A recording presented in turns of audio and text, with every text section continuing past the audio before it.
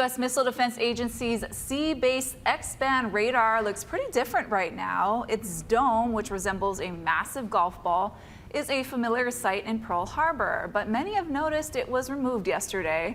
The U.S. military Sea Lift Command Pacific tells us the replacement of the CBX dome is part of routine maintenance. The floating radar is used to track missile threats from around the world.